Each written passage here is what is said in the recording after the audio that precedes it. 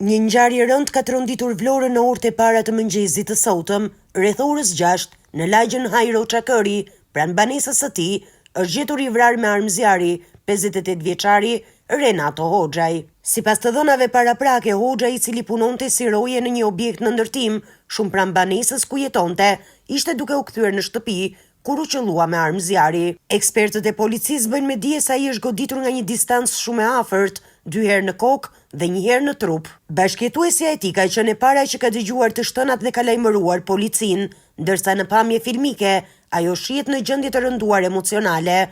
Dyshohet se autorët mund të kenë hyrë nga rrugica e errët pa kamera sigurie pas lagjes. Renato Hoxhaj jetonte prej vitesh i vetëm pas një divorci dhe ishte baba i 2 fëmijëve të rritur.